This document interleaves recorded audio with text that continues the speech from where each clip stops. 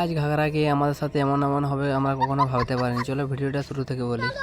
Hello guys, আমি আছি কি আমরা এখন যাবো ঘাগরা। তাই আমরা সোজা চলে যাবো পেট্রোল পাম্প, শিলদা পেট্রোল ভরাতে। তারপরে পেট্রোল পাম্পে গিয়ে দেখছি গরুর গাড়ি কি করছে, না এটা তো হাতি হচ্ছে। আমাদের ঘোড়াটাকে পেট ভরিয়ে আমরা এখন সোজা চলে যাবো বেলপাড়ির দিকে। যাওয়ার সময় দেখছি নারায়ণপুরে দুর্গাপুজোর প্যান্ডেল আরম্ভ হয়ে গেছে। তারপর আমরা সোজা বেরিয়ে গেলাম শাড়ি হয়ে বেলপাড়ির দিকে। তারপর দেখতে পাচ্ছি বেলপাড়ি বাস স্ট্যান্ড পৌঁছে গেছি। তারপরে বেলপাড়ি থেকে আরো 13 কিলোমিটার যেতে হবে। ফাইনালি আমরা পৌঁছে গেছি। দেখতে পাচ্ছ ঘাগরা বিচ। এখানে এসে দেখছি আজকে অনেক রাইডারগুলো ঘুরতে এসেছে। তো ঘাগরা ভিউটা দেখো। তারপর পুলিশ কাকু বলছে তোমরা দড়ির ওপারে যাবে না দয়া করে। তারপরে আমরা স্টোরি দেওয়ার জন্য কিছু পিক তুলে নিলাম। তারপরে দেখি শালা দাদু তো কি জুম করছে বে।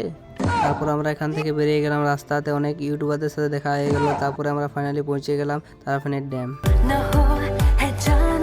তারপর আমরা বাড়ি যাওয়ার জন্য সোজা বেরিয়ে গেলাম। তারপরে একটা বন্ধু কল করে বলছে আজকে শিলদাতে মেলা বসে আসবি না বে। তাই আমরা সোজা শিলদা পৌঁছে গেলাম। তারপর বড় লোকদের মতো আমরা 5 টাকার ঘুরে 10 টাকায় খেয়ে নিলাম। তারপর দেখছি ঝুমকোগুলো কি সুন্দর। আমি কার জন্য নেবো, আমার তো গার্লফ্রেন্ডে নেই শালা। তারপরে দেখছি শালা ফুচকা দোকানে কি ভিড়। ফুচকা আর কি খাবি, কন্ট্রোলের থেকে বেশি লাইন। অনেক রাত হলো তাই আমরা দেরি না করে বাড়ির দিকে চলে গেলাম।